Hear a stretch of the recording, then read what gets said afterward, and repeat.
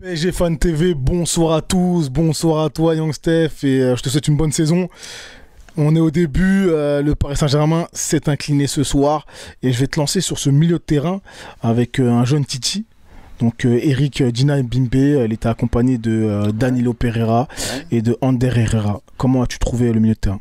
Bonsoir à tous, pas forcément, c'est pas forcément la grande joie pour un premier match officiel de la saison, mais bon, normalement il y a une soixantaine de matchs qui nous attendent et je pense que on risque d'avoir des jours meilleurs. Pour parler d'Eric Dina Bimbe, écoute, j'ai trouvé très intéressant.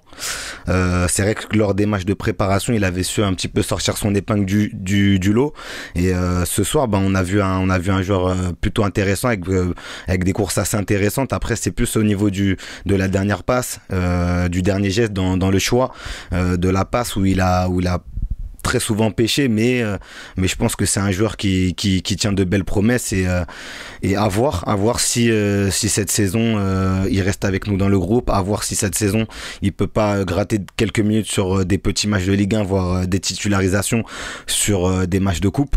Donc en tout cas voilà, moi c'est un joueur qui ce soir a su se montrer, qui physiquement sur la fin a eu un peu de mal, mais voilà, je pense pas que ce soit c'est intéressant de voir un jeune, c'est toujours cool de voir un Titi évoluer sous nos couleurs, donc rien de plus à ajouter là-dessus.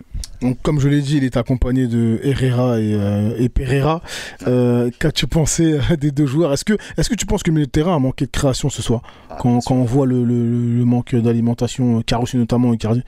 Bien sûr, quand tu as un garçon comme Eric Dina Bimbe qui je pense ne doit pas se sentir forcément grandement légitime pour prendre le jeu à son compte, âgé de 20 ans, qui a à côté de lui des garçons qui ont de la bouteille comme Ander Herrera et Danilo Pereira, ça fait plusieurs saisons, plusieurs mois maintenant qu'on le dit, lorsque ces garçons-là sont alignés, c'est des garçons qui ont plus ou moins le même profil, donc forcément tu vas avoir un milieu de terrain assez fade et ça n'a pas manqué parce qu'on l'a vu lors de l'entrée de Gini Wijnaldum, que ça a un peu plus bougé au milieu de terrain, il y a eu un peu plus de liant et on a vu l'apport de Gini qui s'est beaucoup plus montré qu'un certain attaquant qui commence vraiment à me saouler, qui me fan sévèrement, mais bref, j'ai même pas envie d'en parler.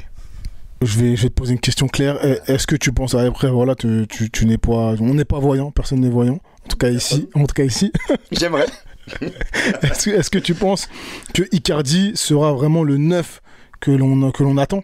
Parce que finalement, voilà, il y a un investissement lourd qui a été fait pour avoir ce joueur.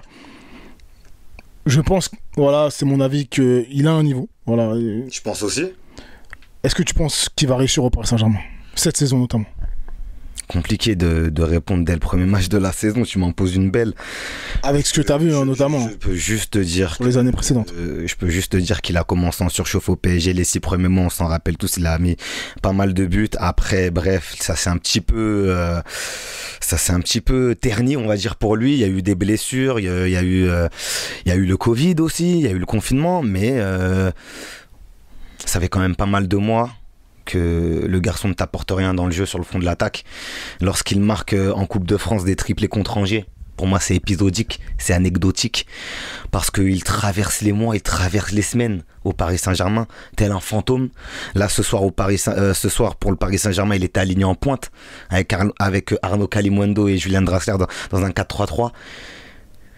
Trophée des champions, un joueur avec son bagage technique, le CV qu'il a, il est censé faire la différence à un moment donné. Alors tu peux me dire oui, c'est un renard des surfaces, machin. C'est un attaquant de surface ou c'est pas un attaquant de surface?